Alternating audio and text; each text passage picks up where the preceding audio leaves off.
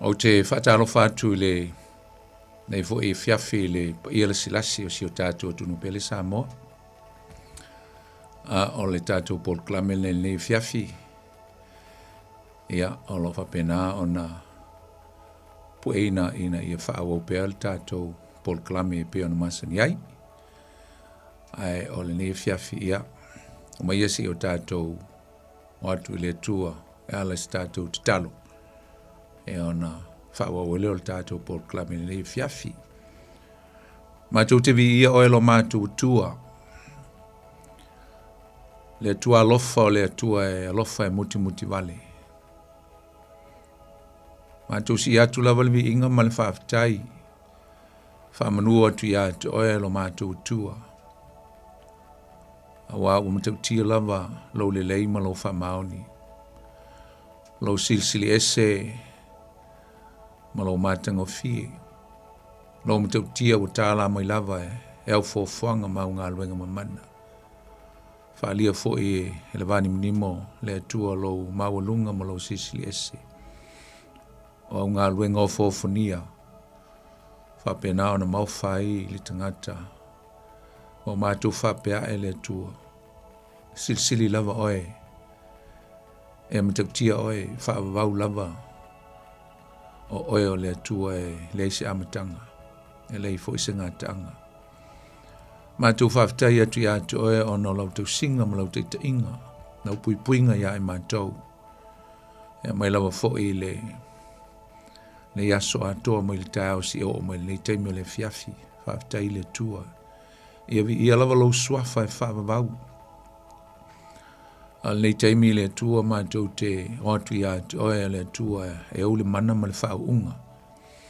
Se e mafutaina i mātou. Patasi mai e whaau mai le nei fiafi. E le mātou Paul Klame o le a mātou.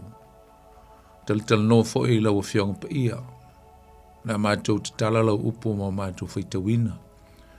Mo mātou mōli mawina ma a o wina. Ia mātou whaalongo whatasi ai le fiafi mau tangata. O mātou wala watu le tua se e lofa mai whaawina la upu nei po. Talo fo i se nganga e whaalawelawe le tua. A whaafonga ma whaalongolongo o tangata. Ina ia whapenao na awe seina.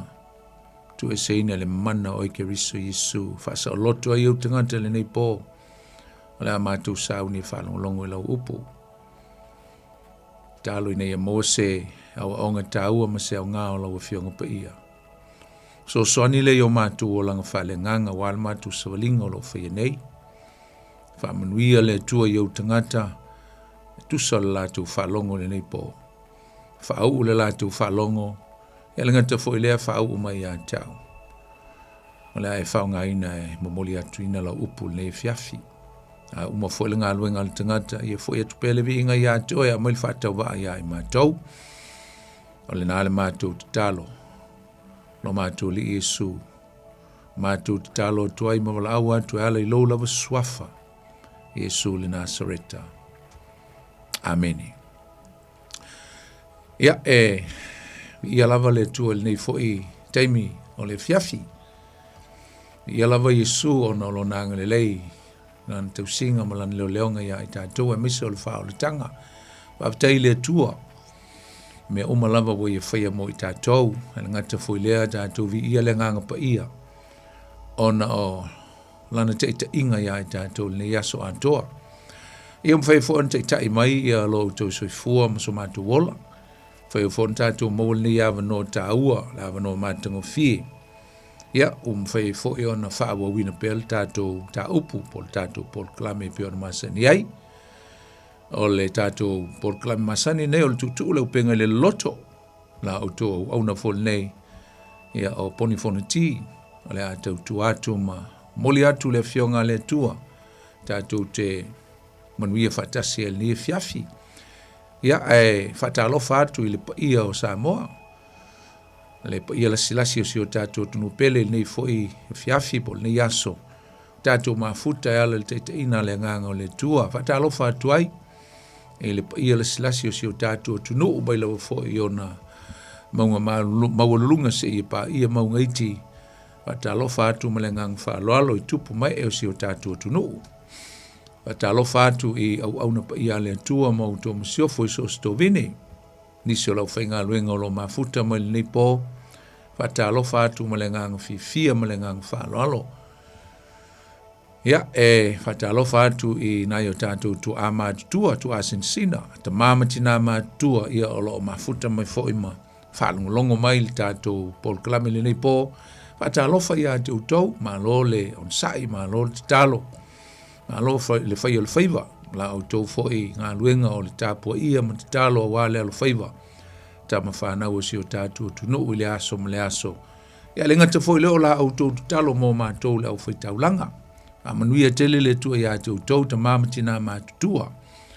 Tu sai ia ma le tātou mawhitanga le fiafi vi ia le li. Fatalofa le nei fo fiafi i nisi o lo mafuta mai tutonu o mauta ngase ngata fo leo lo ngase fo tonu o mauta malawa fatalofa ia te utau ni fiafi ma lolo sai ia ofenga i fo i ma ngase o le tino lo fatu le tua ma soso ni atu ia te utau ofenga ia utau ia ma ngase o le tino e pe o nauia il nei vai tau lo fa le tua pa ia tula na fa malo longa ia te utau Esteimi e se aso ia fa fo i mai ele tua le malosi atu to avelo moenga ma fa fo ile vinga ile tua fa mri atu le tua ia atu to fi fa lo fa fo i na yo tato usum tu fa fino lo fa fonga ma futa mai tonu o fa le pui ia po no fonga se tio lo tu le la tu fa salanga ta lo fa ia atu to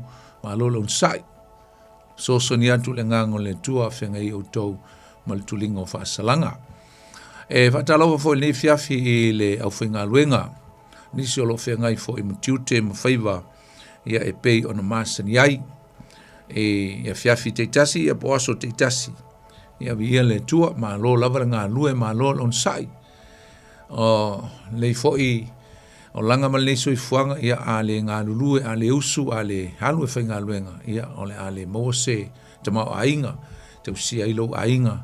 Ia mai se fo io vainga e soi fuanga me le fa ma lo nga lulu ia tu tau o sum tu fa fino lo nga lulu fa ta lo fa ti tu tau ia ma fa manuia tu fo ia tu tau tu sai mo le fianga i tu te ma favor le fo po lo fo le tua este me mai ai tu te ma favor fo ia tu ainga ia ile manuia le tua ia tu tau ia le fo io na fa ngaloina le ia o Samoa o lo fa pena o na telefa auto o lo no nofo mau tonu o so se tunu lava o lo nga o lo no po ai ia ma no foi ia mau wai ia no sailing o manuia ia po fe lava se tunu o lo e mafuta mai ai fata lo fa tu ia te tau fata lo fa ia to ni fiafil swafo yesul tatu li mo tatu faola malole saili malo fa manuia le tua tu sai ia mleau mawai tunu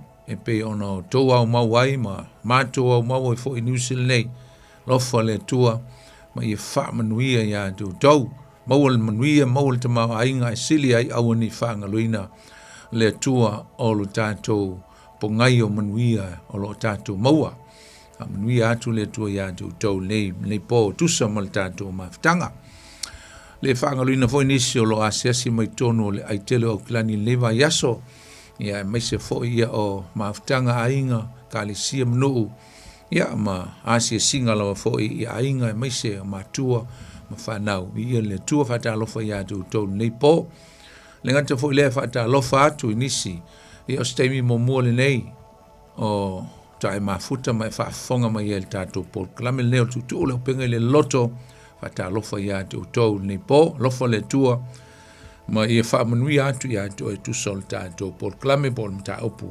ele nei foi a fiafi ia o fa malulu atu ona te tonu o la le mau atu le tatu wala ata ia ona le leo o le auna fa pena e fa fonga mai le fiafi e pe ona uta o le te fano ia o lo record po pre-record le tatu por clame ia ona o lo to esea ona oni fofuanga fale kalisia Ia ile manatu e fol fa moe ia ole a maua se mafutanga manuia le fiafi ala le upo le tua ole a le suia I lava le mamoli atu le upo le tua wa lo e mwhena e whaafonga mai ai o lo mo le avanoe te whaalongolongo mai I pea e le upo le tua me lava fo le ana nau ai ina ia awane e se motusia o le tātou Paul Klame ia ina ia whaawo tupea wa le so atu o le tātou mta upu e pei o na whaasol solo mai ai e le tusi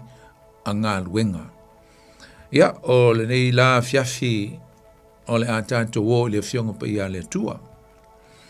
O le a maua mai le tātou mta upu po le tātou Paul Klame le fiafi e le mta upu e wha o le tusi a ngā luenga.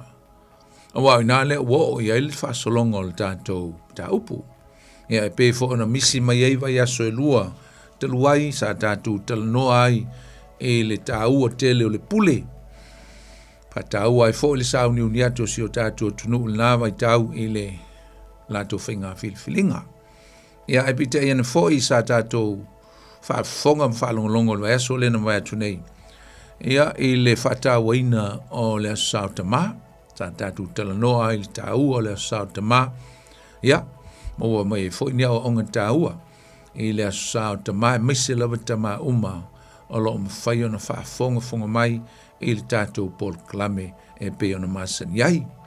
Ia, a le nei la fiafi, e te tonu o le a tātou te fo I le tātou tusi whasol solo, o le tusi le ngā luenga, o le a tātou vava aila I le fiafi le tāu tele, o le matau pue wha. Ma lese o tātou vava aila matau pul tusi pa ia. Ia ma se I whaitauina sina vaenga e te ina ai ia ma whai fo ilea ma te iala o le tātou ma ta aupu le fiafi I le tāua tele o mea na so atu mai le ma ta aupu tolu. E tusa ai ma le vavenga ma te utia na tupu na ma whai ai o na wha malo lo ina le pipili na mai o ia mo lona o langa atoa. E na wha tino ina ma tupu le vavenga lea ina ua o atu ia au na le tua o pe telu ma yoane. Lea sa tātou ma futa ma tātou whaalongolongo I le matautia o le mea na whaia e le atua e ala ian au na. Na tupu ai le vavenga I le aso. Pei la o na tusia ma recording e le matau po tolu. A o le so o tuina la lea e le matau po e wha. O le wha solonga, o le tala, o le amatanga ma le tupu. O le kale sia ke riso. A mata mai le aso le Pentikoso. O le matau pula e whae, whapelon whaitawina. O loo tau tala atu I la ua I le nuu, o na tutu mai lea I a te I la ua o whaitaulanga. Ma le te itai o le au o le malu, a toa masatu kaio. Ua ti ngā I la tau, o na ua la o atu I le nuu, ma tala I atu le toe tu mai a Yesu na ye woti. Ua pupu e a te I la ua, o na tu atu le il fale pui se I o I le tai ao. A wa fiafi lava. E to tele o e na whalongolongo I le upu wa tele tonu I la tau. O le tau wa whai o tangata po ua 5 ngafe. Ia o le numera le o le uo ia I le kalesia, to tele le kalesia o ningalo. O le 5 afe lea. O le tu ma le masani e tangata I ute. E whaitau na o tani. E whaitawina tani. Ai le whaitawina ai ia tina ia mawhanau lona winga. E o vātul to tele o le mele o ia le tupu o le kalesia. I le amatanga. Ma le whaiupu e 5 o I le tai ao. I le whaapotu putoina I Jerusalema. O la tua li. Ma le auto e ina. Ma le auto si upu. Ma ana le whaitau langa sili. Ma Kaifa. Ma Ioane ma Alesana. A toa umalava ma le ainga o le au whaitau lang sili. Wa la tuu ia te I la ue tutonu. Na la tuu visili mai lea, o lea ea le mana. Po le ngoa o ai na o lua whai ai le nei mea. O na whai atu leo pe telu ia te la tau. Wa tumu o ia I le nganga pa ia. O tau wa li I o le nuu. Ma toe ina o Israelu. A whai e wha masino ina I ma ua I le nei aso i le lofa ua whaia i le tangata mai. Po le ha ua mālo lo ai o ia. Ia i loe o tō uma. A toa ma le nuu uma o Israelu. O le suafo i Yesu Keriso o le Nasareta. O le na whaasatarina o tau. O le ua toe whaatuina e le tua na ie uoti. O ia lava ua tū mai aile nei tangata ua malo lo i o tau luma. O le maale nei na whaalea ngā ine o tau tu funga whaifale. Ua vea o ia ma maa tu le manu au pito lunga. E le ai fo i se tasi ua iai le ola. E le ai lava se isi ngoa i lalo le langi. Ua fo ina mai tangata e mawhia o na whao leina ai o i tātou. Ua wa ai la tau le wha maa losi o pe te luma yoane. Ma ua i loa o tangata e le ia o ina i la ua ma le vale lea. Ua la tau wafo ai. Ua la tau i lo foi o i la ua sa la tau whatasi ma Yesu. Ua i loa tu foi i la tau tangata ua wha maa lolo ina. Ua tutu whatasi ma i la ua. Ua le mautali ai i la tau. Ua whai mai i a te i la ua. E o ese ia i le fono. Ona whetau te la i lea o i la tau. Ua whapea sea se mea tātou te whaia i nei tangata. Awa ua matua i loa e ono nofo Yerusalema o malava. Ua whaia lava e i la ua le whailonga sili. E le ma whai foi sa tātou upue to e whaia tuai. Ai peitai ina ne i alu walu ona sala lau le nuu. Ia tātou mtua wha matau watu i a te i la ua. Ia so ia lava le toi tautala i se tasi tangata i le nei ngoa ia po le suafo Yesu. Wa ami atu i a te i la ua, ua vavau i a te i la ua, aua lava ne i tautala atu, pea o atu i le ingoa o Yesu. A ua tali atu pe teru ma Ioane, ua whape atu i a te i la tau. Pe tonu i luma o le atua, ona ma whaalongo i a te utau. Ai ma te le whaalongo i le atua, i nā whiliwhilia o tau. Awa ma te le mawhai, ona le tautala i le mea ua māwa a iai ma whaalongo iai.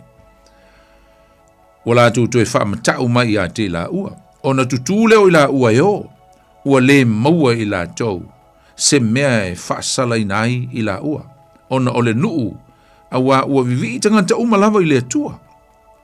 Ona ole mea ua whaia. Awa ua whanga fulu tau sanga. Ma ona tupu o le tangata sa whai iai, le nei whailonga, ua mā lo ai. Ia le tua. O le nei mata upu, uso mtua whawhine le fiafi. O se mata upu e ese le mātango fi. O se mata upu tā ua. Mai o le so ina atua lea, so ina atu lea, o le mata utia, o mea na whaia e le atua.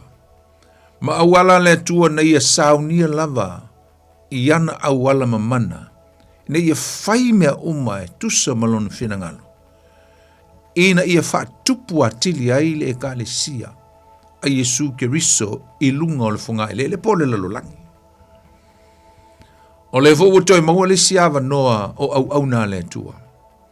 E toi so o tuai, ia le tuina atu o le upu o le tala le lei. Wa maua le siava noa e toi fola tuai, le tala le lei e winga iai ke riso Yesu. Wa maua le siava noa e mawhaiai o na toi tau tala ia pe telu. E le ngata e tau tala atu i tai e pei o na whamatalaina i le tusi. Ai mai se fo o tai lotu o tangata i uteia. Le ua maua le ava noa i. O le ava noa na maua le teimi o le wavenga. O le ava noa na maua mō tangata lauteli. E whaalongo ai i le tala le lei. A o le fo i la wa vea le mea lea na tupu. Wa maua i le ava noa fo i e tau tala atua i pe telu. E tala noa sao lava i tangata tonu lava ia na lātou whasi o tia Yesu. Ia po o te tai u teia. Ia po o le au osi taulanga. O le aso le na wha malolo i nai e le au apostolo, le pipili. Leo lo wha mawina ma tustusia le mta au pui tolu sa tatu talanoa i se tasi o vai aso. A o le aso fo i lea na tapu e ai ia i la ua nei, na whaia le wawenga, o Peteru ma Ioane. Tapu e la ua masai sai ma watu ma loka i la ua i le whale pui pui, le na maua ma i le whaitaunga. Na ave i la ua ma tu watu i le na fuanga sei tia, po le whale pui pui. O na ua leise teimi o le afiafi e whai ele wha misnonga. O na o lea na ta ua i le whaitaunga, ua afiafi po lo noinga ua po le aso lea. Ana tu atu la i la ua i le whale pui pui, se i malama le aso fau. Ne o lo o ta ua mai e le whai upu, pe o le whai upu mua, o lo o tau talatu i la ua i le nuu, o na tutu mai lea i a te i la ua o whai tau langa, male tai tai au o le malu malu, a toa male au sa tukaio. La tau neina, tapu eina, ia so o Yesu nei e tolua, ma ave le whale pui pui, mo le po a toa, se i malama le tai au. A le fisili. Ai seana tapu e ai. E seana tapu eina ai e tangata nei, ia Peteru ma Ioane. Asa mafuanga, na tapu e le au apostolo. E ilo te tonunga, ua tupu le loto vale, ua tupu le loto leanga. Na alo wha mawina le whai upu e whawha mai, ua vaai atu i la tau, ua tupu le ekalesia, ua lolofi mai tangata, ma o la tu talia ina, o le upu, po le tala le lei. Tau toi whai tauina le whai upu e wha. Nei e tō tele o e na whaalongo longo i le upu, i le aso lea na tupu i le wawenga. Na mafuai o na lolofi mai tangata e moli mawina le mena tupu. Awa maua i le awa noa o Peteru ma Ioane. Tula i e Peteru, ma la unga le upu. Wha mai le whai upu e wha, e tō tele o e ua whaalongo longo i le upu. Wha mai ua tali tonu i la tau. O le tau a whai fo i o tangata, ua whaapopo i le kalesia, ua li mafe. Ia, ona o le i le aso na so ai. Mai ua whaapoto ina, ia le fono lea, po le council lea e whaia le whaamisnonga. Whaapoto le fono, ia o le kulupu fo i lea e tō fitu se fulu tangata, masalo le kulupu lea, tai fo ia o tangata i uteia lea e whaingoina le kulupu lea o le au sanitarini, lea fo ina ave i Yesu i lon whaamisnonga. Pe mau whaapoto, ai ua lātou au maia Peteru ma Ioane i luma o i lātou, e whai ailo la ua whaamisnonga. Now things are getting heat up and serious. Le ua o ina tulai mai wa matana vevela. Vevela le mata upu. Ona o lea ua au mai ia la ua apostolo. E whailo la ua whaamisnonga. E tusai ba mea ua va ai iai mata o tai lotu nei. Ma oso ai le loto vale po le loto leanga. Ma mafu ai o na mai au na le tu e whaila la whaamisnonga. Ia o nao lo ta ua. O lo awai ai tutonu o le fono lea i ali sili. O toe i ina. O tusi upu. O le au foraseio. Tangata ese ia mai kulupu ia e tōfia o mai tutonu o le mea o le tai o le au sanitarini. Ia le ngata fo i lea o lo ta ua mai na. O lo iai fo i ana. O ana e leo se teine. O le ingoa tama. O le ingoa o le tangata o le whaitaulanga sili sa iai mua. E le ngata fo i lea o kaifa lesi o staulanga sili. Ia ma Ioane ma Alesana o lo iai ngoa i nā ele lisi. Ia, a lo ta ua mai foi. O lo iai ma au ainga uma o le au whaitaulanga se vai ai. O lava i au ainga o le au whaitaulanga. Au whaitaulanga sili ma le au whaitaulanga. O le ua lātou o mai e moli mawina le whaamisnonga. O so o i o Yesu. A o le mea o te manao e whailo i atu oe, le fiafi.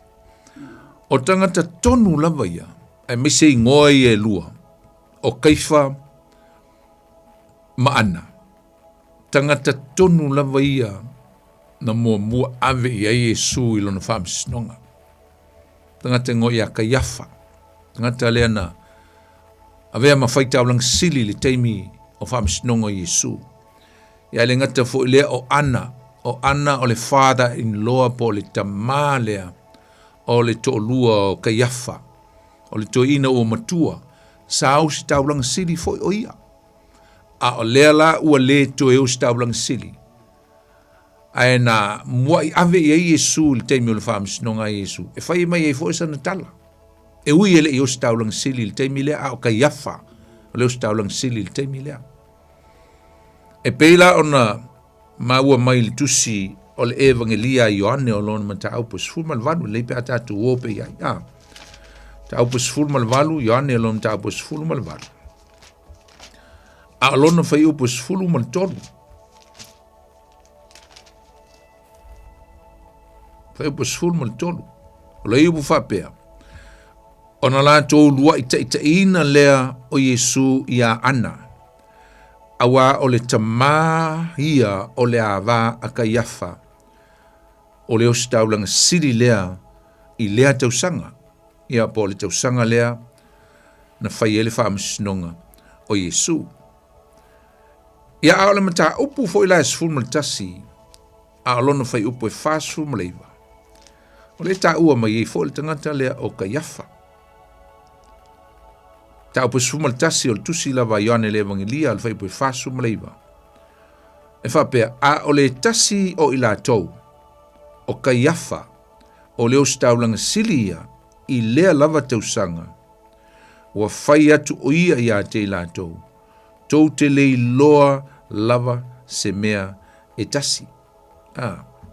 Wingon teimi lea e le ioo i le tausanga po le teimi, na o Yesu i ona pōpua ngā, ia po le lile o ana, o le o staulang sili na mua atu, ia kaiafa. A o le ule ia, o le ringa. O le ua toe ave sa o a so o Yesu e whaile la whaamisnonga. Ai toe ave fo i tangata ia na whai a la tau whai unga, se ma whai unga le tonu ma le sao. E tusa o le tuina atu Yesu i o la tau luma e whai e le whaamisnonga o le tangata e le eise sala o Yesu lea.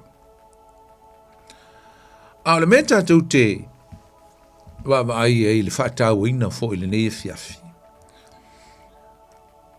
O le ua o sawanga, mea po o sawanga i so o Yesu.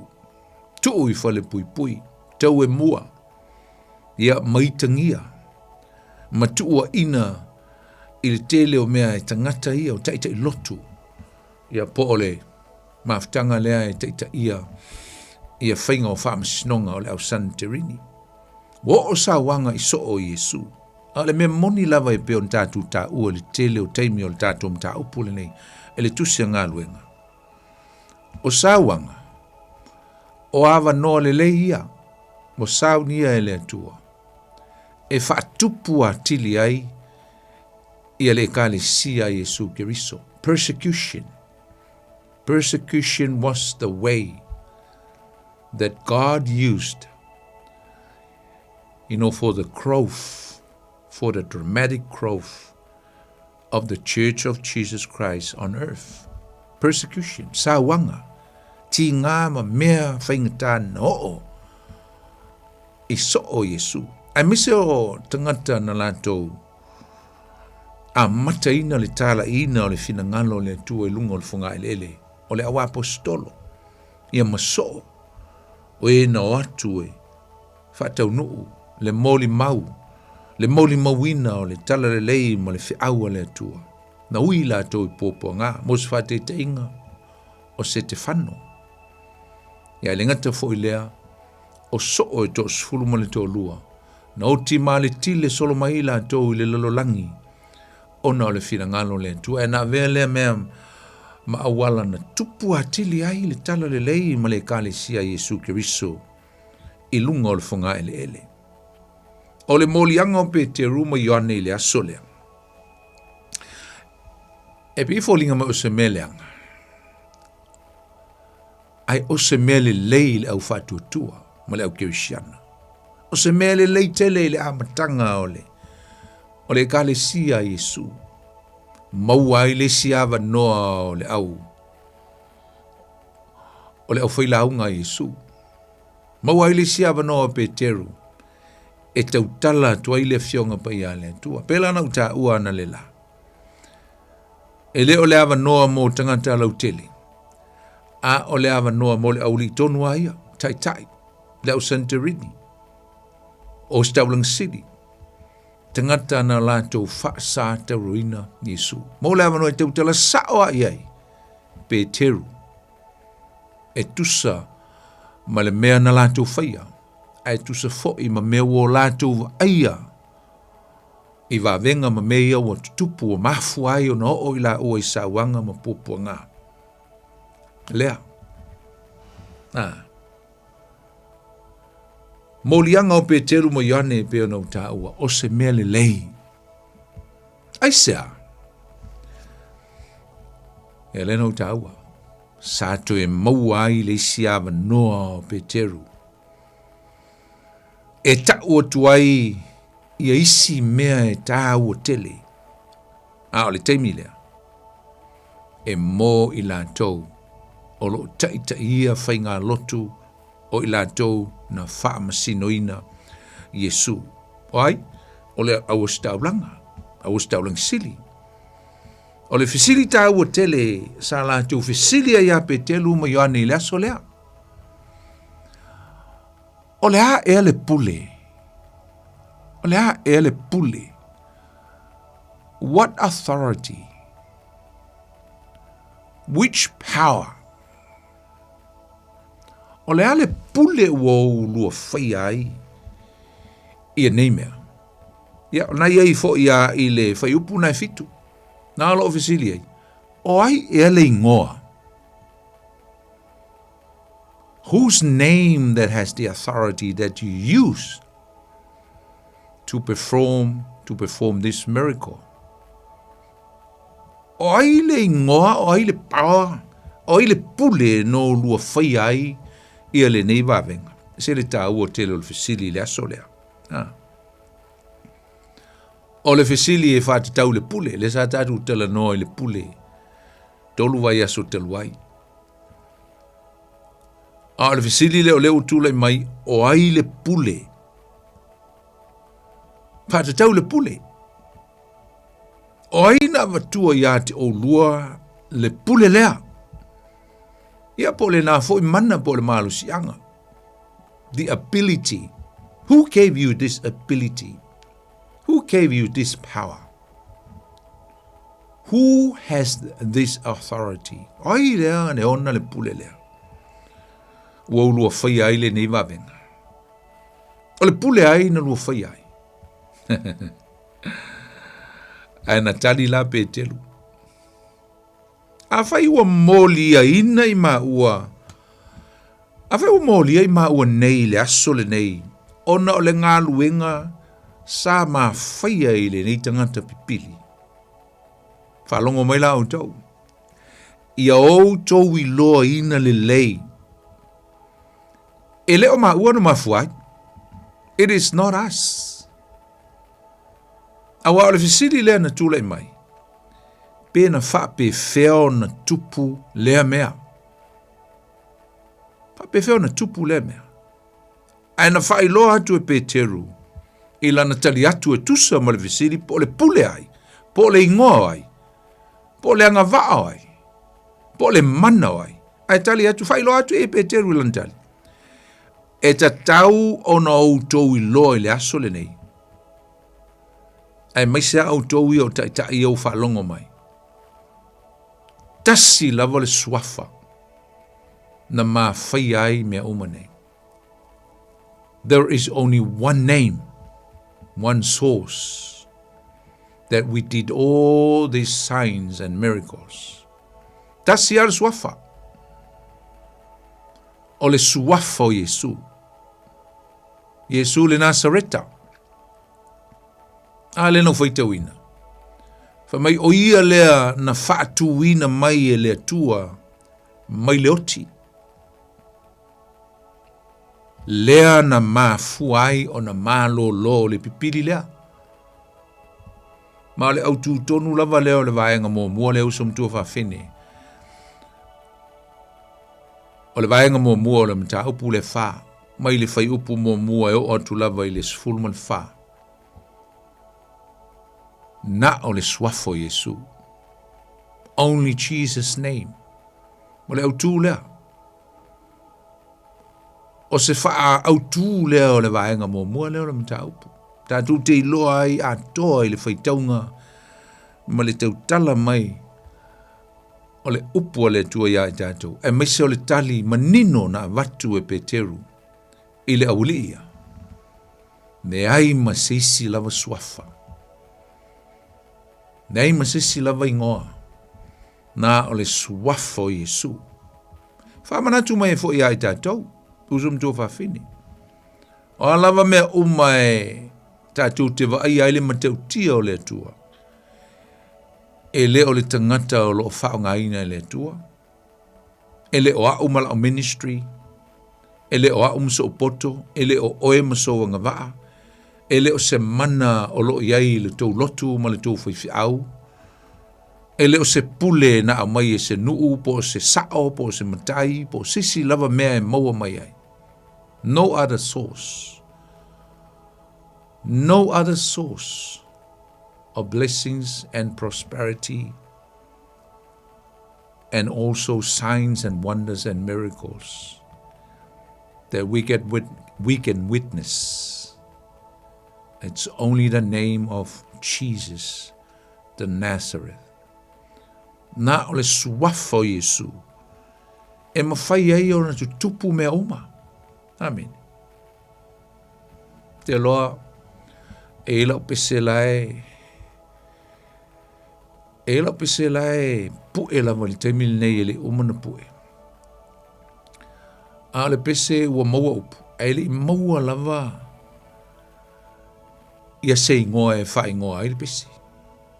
Masalo po o le masina fau ia na e wha fonga le iai.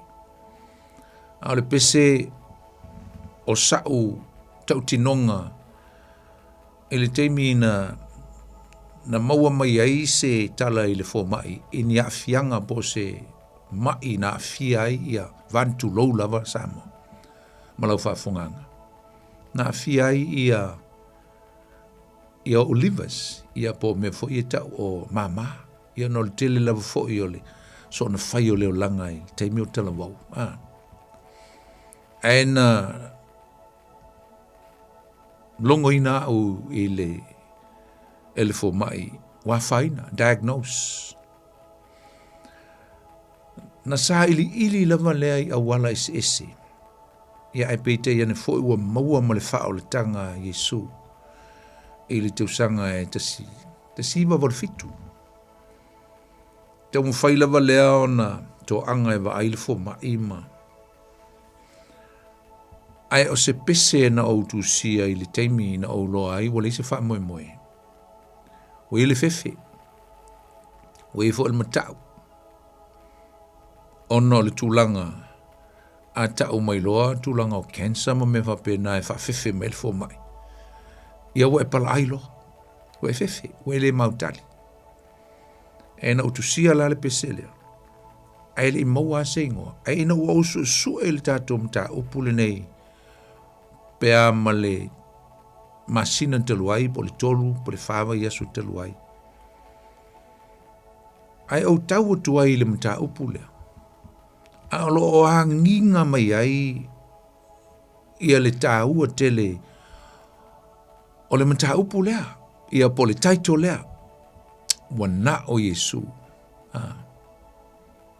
only Jesus na o Yesu lava e mawhai ai ona e malolo na o Yesu lava e mawhai ona pai mai lona mana pe a whai te talo atu malo whatu tua malo wha maoni i lo o langa Kerishano ma e salamo i mea umalama ala lan whai lau tala te mi lewa to a liu lava leo langa o se tangata sa maa losi tele meo drugs, a mesele marijuana, i teimi a avea ma tangata e tau o le Rastafarian po le tangata e fia, i mo fuala au ia po le la au, lau la au, o le la au leo le marijuana. Na ulo ina na faina ai na matai na faina to tonga. E fai la lau tala. O na wo o mal te mile. O fa malolo ina umma e Yesu me umma. Fa malolo ina Yesu le tau fa matau mai lea po le tau fa fefe mai lea. O li poti e fo mai. Mo mea sa ia ile na vai tau. Ina o watu umma lo taola. Vi ia ile tua. Tu ina tu umma lo taola ia Yesu. Fai e lona finangalo. Pule ia ile me whaonga ina ile o langa. Au te mana tua la te talo le ile tua. Iai lava se fe au i se ngā luenga. O iai moa. Ia wha malo lo mai a. Mai nei mea ua. Popole ai, ma fefe ai, ma tu wale ai. Te lona tali mai le tua. Tali mai le tua. Tali mai e Yesu le te talo ma le au ngani atu le tangata ia te ia. Le lana mawai le pese lea. Le ingola o pese lea. Na o Yesu, only Jesus can see me and know what I am going through. Only Jesus can understand what I'm going through. Upu i o le pese. Na o Yesu, e mawhai ai ona e malolo. E mawhai ai ona e ese mai i le polonga o lo e ola ai mai mawhatia ai. Na o Yesu e mawhai ona whaia wawenga i lou soifua ma lo o lana. E na maua mai i le ingola o pese i le vaenga lea. No ingo o levanga tusi o pol pese. Ala lava e whaafilu safsi lo mamu fau. I le ingoa e whaingoa i la o pese. A lo su e le tatu mta upu lea. Ma tuu atua nga i le winga ma pese ma upu o le pese na mai. Ma tusi i lalo. I le tele o te usanga o mawai. Nena mawai le ingoa le pese. Only Jesus can hear us and do miracles in our lives. Amen. Nena. Alesa tali e dwe petelu. Ile uli ia. Ele ai masisi lava. Ne te o tau pula toa mai ai maua mo tau whapea o maua. O maua lena tupu ele wawenga. Ele ai ele o maua. O Yesu na mafuai mea umaia o tau popole mo tau watu wale ai. O Yesu, ele o maua. O Yesu lea. O Yesu lea leo no tau whamasino ina mo tau tuina i leoti. I lungo le sa tauro. Lea la e si mai ai e Peteru.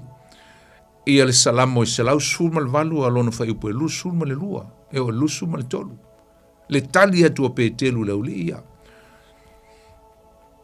O le maa lea sa o tau tuu la fo ina. Na tuu la fo ina le tufunga fai fale. Po o tau. O le maa lea no tau whata mala iai. Ma o tau whamasino ma ave whasa tauro. Lea wa avea o ia ma maa tuli manu. E sili sili o nao pito alunga. Amen. Lena o whaita wina na nei. Ai se o whaita wina pēr le salamo lea e se lau sfurman valu. Nanga ma neia ia. O le whaamtalaina mai e tā vita. O nei upu. Mātango fi. Se lau sfurman valu a lona whai upu e luas fulu ma le tolu. Luas fulu ma le lua ma le lusu ma le tolu. Papelon whaita wina mai salamo. O le maa na la fua ina e tufunga whai fale. Ua whailea ma maa tuli manu au pito lunga. O le mea lea ua whaia i ova. O le mea tātou te ofwai. Pe a va ai iai. E ofwai ai sa. It's a miracle. O le vavenga. Na tu la fua ina Yesu. Na maliu o ia mantanumia. But this is one of the greatest miracles that ever existed, ever happened, was the resurrection of Jesus to life. O le tui tū mai o Yesu, mai le tūnga mau. Ofo ai tātou. pe a tātou mā fau ma mana tu natu ai. Ai mese ila tu oe na vava ai. Te tū mai Yesu o ia. O le faa o le tanga. Le maa lea na tanu e lauli ia. O Yesu na lātou whasa teuro, ma lātou tanumia. A lale mena iai, o le maa lea no tau tanumia man la fo ina. A leo toi tu mai.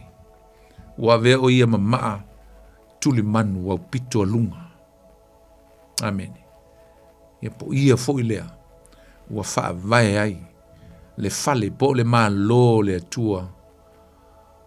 Wa amata na fausia lunga le fonga ele ala ilana e kalisia. E leo va aia mata. Usom jo va fine. O pula vai e pe ona tau e pe telu e o ngā foi mo tātou. E le ai seisi awala tātou te maua i le whaalatanga a Yesu. Ai nā o Yesu. Only Jesus. That can give us that hope and that salvation. That life. E le ai lava seisi ngoa. E whao le ina i tātou wa nā o le suafa. O Yesu Keriso.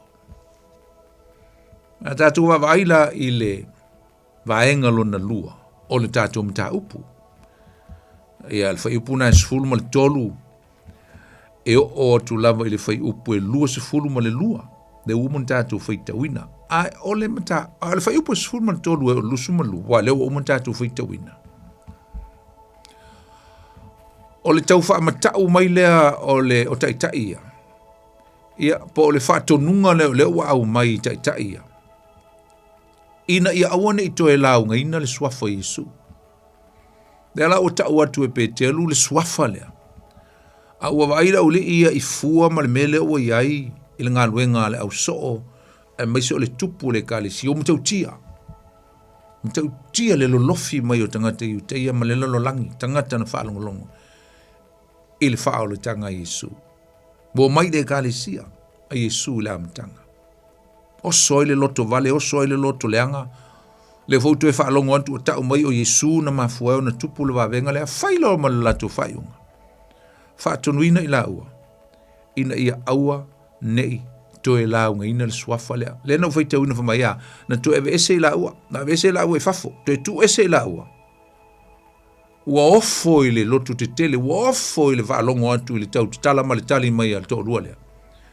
E le eise fefe, e le eise matau, i le lato tau wha matau. Tu ese loa, ai whai le lato tala, whai sa lato tonu e tusa o le mea lea ua, whaalongo antu iai. E le loto te tele o so o Yesu. O le ala lato tonu nu whai, to e o maila uli ia to e whai ai. Aua nei toe launga ina le ingoa lea, pe mauli mawatu le ingoa lea i se isi tu tonu lea ai. Muso se mea. Do not witness this name Jesus anywhere in the city and all over the place. Aua. Stop witnessing the name of Jesus. Tu sa lau whaitu le ulia, shut up. Aua nei toe matala urua ngutu i le ingoa lea. Esa, wala tu le maua. Wale maua la to. Wale maua te tai se mea lava. E tau salaina ail to rua lea. Ale no fai tauina. Wale se mea. Le aima se mea guilty e tamanei. Le aima se mea mori ai la ua. Sa la tu wa aia le lotu te telu pe telu ma yoane. Sa ilo le leie nei te tai. O pe telu ma yoane. Le si le mea le na uta aua nei no fai tauina nei. O ilo e la vaanga ia. O pe telu ma yoane. O tangata vai. Tangata e lele leinia o onga. E lia onga isa. Tangata umai o mai karileia. Tangata maulalalo. Tangata e no school before. Can't afford. Very poor and low class people. E matitiva. Mea o mai ela ulia. Their backgrounds are from poverties. Very poor. O ni tangata e whatau waa. Ai uilea. A o tangata ia. Na malama le lei hale au li ia. Sa mafuta ma Yesu. Sa muli a Yesu. A o soifua Yesu. E lo le lei hale au li ia. Aisa. Na la tu lo le au li ia pe telu ma Ioane ma so uma. sa ye uma le taimi na faala taina Yesu ma ese to Yesu ale si foi la mea ile asolea ele ngata la tu te lole lea ia petelu mo Yohane o tangata na feo hai ma Yesu ala fo ia vai hetu o la tu ma ia le pipili au tafa o Yohane ma petelu le pipili le no fa malolo le lopo la oso ia au kafa le pipili le o la vai e matua live ma active ma il tangata le o malolo Aisa, wale mapule vivi o tangata le tua malona fia. Lena vai te winane. O la vai tu mai ai le pipili au tafa o au na ia le tua. Peteru mai Yohane. Tu mai ai au tafa. O le sila le me o ofo ia. O lo va ai tu pera o ia. Maka o kia le me le vai tu el tangata le na pipili lo langa to. Ala la vai o so mai au tafa o le fai au. Mala na o so. Male oli. Male fia. Nada men tupu. Ua matua i le loa la uli ia se tala e fai. Ai fa mau le mau i la tau se tali e tuai. Pe tua inai, pe tau sala inai. O le meu tupu, i le aso lea, i lau te te nunga iai. Ua matua i faa ngungu ina lava e pe te ruma Yohane i le la tali. Ia tai ia. They got nothing to say. No more case. Nenga te leo vai tino la uli ia le men tupu o le vavenga o le mkwa kia le vavenga leo ta watu le mena leo na mafua e leo la ua o le suafo Yesu leo la vai punga le pipili au tafa i o la vai ta o mai ai e matau tia le mena tupu ai leo o le uli ia o Yesu na la ta o mai le fai po sumo leo no o le talanoanga sa fai ai se fesili whapea. O le ale mea e te tau no tātou whaia i nei tangata. Wala tū loma ua wa aia e tangata uma se whai longa. Le wavenga. Wavenga matau tia. E ala i le wavenga na tupu. E ma ua wha mao nia i mata o tangata uma. I to tonu o Jerusalem. The public. They saw the sign. They saw the miracles. As an evidence of the power of God. E moni lava ne mea na tupu. O se mea wale mawhai ona to e whaafitia. They cannot deny it. Pe to e whai iai se si o awa o wha mao nia i mata o tangata uma. Ne mea na vai ai. Tangata ia o tangata lea o onga ma tangata vai ma le va lea. I le va ai al tangata. Ai wala whaia le va venga me te tia. Yoe, usom tu va fini. Mo le ai lava se tasi na te whaafitia le monio le va venga na tupu le aso. Mafu fau iai, tato mafu fau iai. The reality o le mea na tupu. Sa la tu iloina o nei tangata o tangata lea o oina e na whewa i ma Yesu o se mea tā ua tele me i le mea le na tupu. O le mana na o leo pe telu ma Yohane. E tau fia i la ua maile ta ua tupea. O le suafo Yesu ma le tala le leia ala le fola pea ma whailo atu i so se ava noa la te maua. Le matautia o le atua ai mise o mena whaia Yesu. O le vaailawa lea ali tangata wha mawalunga i mene o tangata vai ma tangata e matitipa. E whapea e le aonga. E vai. E le tahua le community. E whawhea o onga la apostolo Paulo i le kalisi e Korinito. Momor Korinito. Lona ta upu momua, lona whai upu e lusu malfitu. Olo e upu pe te, Paulo e whapea. Ai pitai. Ua filifilia e le atua mea vā lea ale lano langi ina ia wha mai na ai mea popoto. Ma mea vai ale lalo langi ua filifilia ia e le atua e wha mai na ai mea malolosi. Wha utala ia. God use fools to confound the wise. Wha ngai le atua mea vā lea e wha mai na ai mea popoto. Wala mele o fai ka mai ki fai popo. Ka mai ki lea onga. matautia, whaia vāvenga, ma whailonga. I luma o mata o nei tangata e tō tele, le au whailotu ma tangata, tai o le community. O le mea tāu o tele uso mto whawhini. O le whesili tātu whesili ai, pesa lava e ale vāvenga, I luma o mata o tangata ni, mese tai lotu. E tupu e se whātua tua, ia I lātou. Mali liwa ia Yesu, wai matautia le mele tupu. O se vāvenga sa le mwhanu whawhitia e peona utau, ai sa avea elea, was that enough to convict the mind and the hearts of these leaders of Jewish people? Na lava, te loa, o le tali, ele lava. Na maa lava o lātou loto, sa o lātou whawhitia le mea na vai ai, sa mana na o lava ina ia whātau nuu mea tusa ma le lātou tūlafono, wa lātou tūlafono le fōua au mai I e whaalawe la vea ai nai tama I le aso lea, au nā lea tua. Lea fōu li liu, tau milo a lātou tūlafono ina I eise mea, e tau salaina ai se tasi. Le mwhai lava ona o lātou la ngona le leo, le tala le leo, le upu e whaasa o loto ina ai lātou. Mawhai ona o lātou maua le sa o lotonga I le alofa tūnoa. Ai so ia le polonga I le tūlafono lea. O wha taunuina ma wha ato toina ia Keriso Yesu. Le aima se salamo. E lua vaenga na iai I aso I e lua pe tolu foi. Lua vaenga. Pe lua foi tu ai ngata sa iai le aso lea e tusa ma le tali atu I le mele na lātou va ai le vavenga I le aso lea. Tangata momo, o tangata lau tele. O e nang sala ma le tele o mea sa tele tonu iai I lātou momua. The public. Tangata I uteia, tangata lau tele. O le vaenga lo na lua. O tangata tai, lotu, the leaders. Religious leader. Tangata tai lotu. O stauranga sidi. Tangata tai vaenga esi. Au sa tu kai o le au. Tu si upu. Tangata lo lotu. Tangata whai lotu.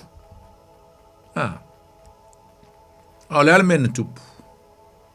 Sa whaalongo tangata lau tele. O tangata ang sala lava ia. Ma o lātou talia ina le upu. Ina o lātou va aia le whailonga. Le mea moni ma le matau tia. O le mana o le tua whai wavenga. I le aso. Ai ala au whai lotu. Ma le au te lotu. Le au li ia. Le au whawhia mi o tonu ia. Sa lātou va ai wavenga. Whaalongo le upu. Ai le lava lea e mawhai ei ona li liu mo lātou talia ina ia Yesu o le lātou Mesia ma le whaola. Not enough. They need more for their conviction. Ma losi, aisa, ma losi o le nganga lotu. This is the power of religious spirit. Destroy them and kill their freedom and their liberty to choose what is good for them. Ta maulunga. Nale min whaia te lotu sa lātou whaasa ina pe te luma Ioane, ina ia aua ne I toe tau ta tala I le suafa o Yesu. I se no whanga whai tele maso se mea. Wala whai atua pea, wala tu whai atua pea, sa ona toe tau tala se isi o lua I le ingoa lea. Ne ingoa leo Yesu. Alwe siri la, e whape whea la oe maa, whape whea tātou. Mai se tūla whono le malo. O New Zealand po le malo Australia, po le malo Amerika. Sāna toi tāla ina Yesu I tono whalwhainga luenga. Sāne I toi vi I ma tā pua I a Yesu. Tā whia I lo sa o tonga I vi a Yesu. Sāna e toi moli mawina Yesu. O le ala me whai. O le ala me whai. What shall we do? E tau fia I e alo to e tau watu o Yesu o ia o le atua, o ia o le li. Pe tu o e alo to e tau pua I le atua, pe awhai e tau vi wha malosi mai tātou ele malo E awani to itapo isa sile tu. What is our response? What is our reaction if there's any command? Pe ai se fatonunga to restrict our witnessing of the name of our Lord Jesus Christ, or even stop us from worshiping God, worshiping Jesus. Lalta tu me fai. E te lole tali pe telu mo yane, sa tali atu pe telu mo yane ili tu la fono le wa mai. Po ai e te tau ona ma fa alongo iai. O le atua ea po o tou tai te lotu. Who shall we listen to? Who shall we obey? You leaders? Or God himself? O le mea moni laman whailo atu pe te lumo yane. Ila uria, wha mali atu, o le mea lava na mawa ai ai mama wha longo iai. O le ale ma whai e o tou na tau fia lo ma whailo atu pea. Sorry, but we cannot keep quiet of this. Ele mwhai. Na si lo le tau wha matau mai o le au. Te ta ia. Na whai atu lo wha pepe te lumo ione. Si lo ilunga le tau wha matau. Tau wha matau mai. They raise their threaten. They threat the apostle, the servants of God, even more and more stronger. Famai e tusa mal tu la fono, a fai o le a urua le ustai, o le a moria o rua mfasalaina e tusa mal mea o lo fai mea tu la fono mose. This is what they, sounds like this is what they say to respond and reply to the boldness answer from Peter. Moli o lua. Ai sa le mawhai ono latu whaia le mea ila wa apostolo. Ai sa wa loto te tele. Ai sa a wafoi o loo matuavi vii tangata to tele ile atua. Ona o le mea sa lato moli mawina ile aso ua mawai atu. Wale mawhai ono tau fiofi ile vivii. Ne acknowledge male vivi male teri tonu o tangata ile atua male vavenga male mele walato vavai ai. Ele I mawhai ai e la tona tau fia. Le ngā luenga po le ministry au na le atua. O le ala le isi mea na whaia e pe teru mayone. Na tali atua I le whamatau lea. Ia na alo I le whai po lusu mal tolu la tatu le whai te wina langa le la umal tatu tein. Ai o le whai po tolu mal tasi. Na toi foi pe teru mayone le kale sia ma le uso. Le uso.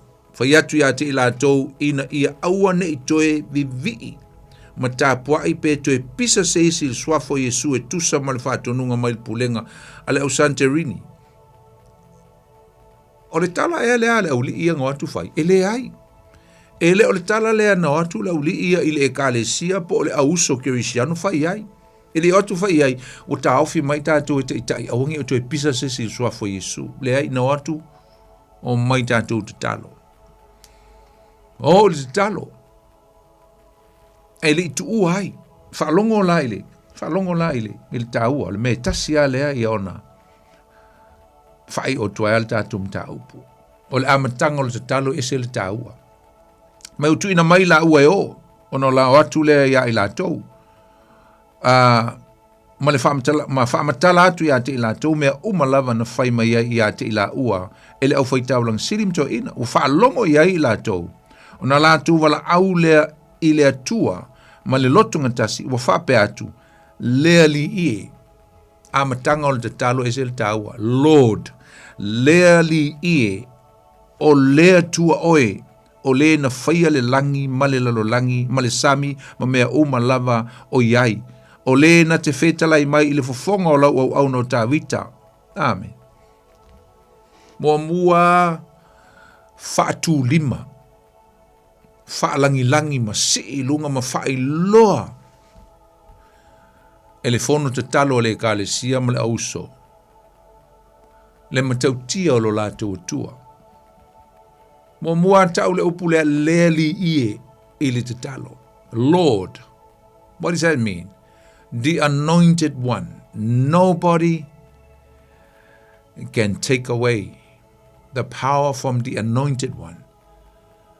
Le aise sinati ave eseina le mana aisa a tau tala lo le Lord. Fa sino ya Yesu o ia o le taitai au malosi.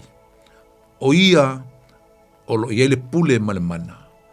Ai maise o ia o le whaaunga, the anointed one, o le winga ngā le upu Messiah, ma le Lord, Messiah, o lo iai le whaaunga. Na ave lo leo le whaalangilanginga, whaalangilangi ei lo le atua o oe na e whaia le fuafuanga, o oe na e whaia me uma, o oe ma te utia oe. Aisea, o leo amal tau whaamatau. How can we respond? How can we answer and reply to that? Le atua, e le aise mea e whaingatai atu oe. A wale mea moni lava usum tua whawhine. E le i te talo tangata i e la tu te talo. Ina i alofa le atua, mata ofi le tau whamatau. Stop the threatening. Ta ofi, le ai le i te talo. Aisa, o le nātura lava leo le langi a mese o e te te i a Yesu, ma le atua, te te i le atua, ma le upumoni. O le nātura le, o lea, tau whamatau. Tau whamatau. Te te i le atua, e mo moli mai le tau whamatau i tangata o lo ola le whātua. E le te talo la la uli ia, ea, e ta ofi e le atua le tau whamatau lea. E na popole i lātou, ia i lātou lava. Na ma tele la lātou te talo i le atua, o le atu. Lale me len te talo ai, au mai le loto tele. Au mai le loto tele ma le loto whaamalosi. Put courage, put strength in our lives, in our hearts, so that we can stand and oppose. And not only that, so that we can keep on proclaiming your name, and nobody can stop us. Nobody can keep us quiet. Au mai le loto tele, ai vai taunga e lalole, i la fo i le esele maneia. O talo e whai atu i le tua, au mai le loto tele, au mai le whaamalosi. I hai mātou. O le mena mana o mia tātou. Pe a te e mai le lalolangi a i tātou. O lea, loto tele, iai le loto whaamalosi, e ma whai ono o tātou whape atu i le lalolangi, ma le fili. E le aise tau malosi e tau fia i mātou. E fola, ma tau pe le swafa lea. Nobody can stop us from keep proclaiming this name, the name of Jesus, because this name contains life, salvation, hope, and liberty. O swafa lea. O lo iai mea umalava. And not only that, this name has the power to set us free from sickness. Everything. Set us free from poverty. Set us free from burdens and ladens. Suafalea, fasa loto in tātou. Set us free from the bondage of sin. Paula valeur suafa usum tu vafini. A whaio e pupua ngā tia o no meo le mai o le tino po meo le langi nei. Whaafatiata mai, whaalave lave ma mea uma o leo langa le nei. Tonu a inga, tonu e kale sia, tonu nuu ma la whanga. Whatever. Usum tu vafini. Nā o le suafa o Yesu, mwhai ei on e maua le mapusanga. In the name of Jesus only. Only Jesus. Ole ngonga lo pisi. Let what to stay me. The near future, you're going to hear it. na o Yesu na te whaafafongaina ma tali mai o tātou manonga. O le ngora ngala pesi, only Jesus. Nena maua mai il pal kalafa mo mua lea, o le tali toha pe te luma Ioane. Not us, but only Jesus. Only the name of Jesus that enable us to do all these miracles and signs and wonders. The name of Jesus enable us to proclaim. Give us boldness and strength so that we can rise up and proclaim His good news to liberate us from every bondage of life. Amen. To liberate us from captivity of this life. Fasaloto mai tātou mai tāwhianga o le nei o langa tātou te iai. Usum tu whawhini. O le tātou mta upul nai nei fo iwa yaso. Ai a lofo le tua. Ia o ngāla na upu ia te oe mau. Tātou uma. I nei o tātou loa le ai lava se me tātou te popole ai. O tātou te whewhewe wawale. I le tau whamatau mai o le langi ma meo le nei soi fuanga tātou te iai. Pe a lava lo tātou whatutua i le li. Lord. When we speak Lord, we are talking to the God of life, Jesus, the anointed one. Tātou te mauai le whamalo si au ma le loto tele. E whai ai pēr le ngā luenga o lea, fola, ta watu, le tala lei manu o lea iaina yaso toe ai le toe fio mai Yesu. Whamnuia le tua ia toe le nei fiafi. La tātou whai use talo. Mātou vi ia oelo mātou tua. Ia whafo ia tu ia tu ele vi inga o le whamanu ma le whanitanga. Folfolatu matu ina atu la upu. Wa uma o na folfolatu iau tangata o lau whanau. Mātou uma. Mātou whalongo ia ile tua mātou talo. Ngā luele nganga pa i o lau fio. Ina ia whao i o lātou finangalo. Mo mātou loto. Ina ia tupu mai lau upu. E ni fua le lei. Whamnuia iau tangata. E le nei po e mese fo e le nei vai aso. Le alo atu i ngā luenga. Tiu te mawhaiva e mese. O ngā nei a mātou whanau. E tu mau o tupe ia te oelevi inga o le whamanu mo le whanitanga. Nei oso umai o lava i le whaavavau. Whaavavau lava. E le suafo Yesu mātou talo ai. Amen. Ia. Samoa le tātou Paul Klamel na le pueina. Ia le u whao atu ia te oe. A wāla u whaafonga le tātou mta upu wha solo. Tau ina alofa le tua. Ia vele upo le tua whaim whaamnianga moe. Ai tātou tau pulola. Tātou whailoai. E le vai sfau. Pea whaie o le whinangalo le tua lea. Ai ia whaamanu ia atu le tua ia te oe. E le nei fiafi. Ia, o la auto o onan nei, o Poni Fonoti, e wha soifuia mo nei taimi. Soifua, ma ia manuia. God bless you all.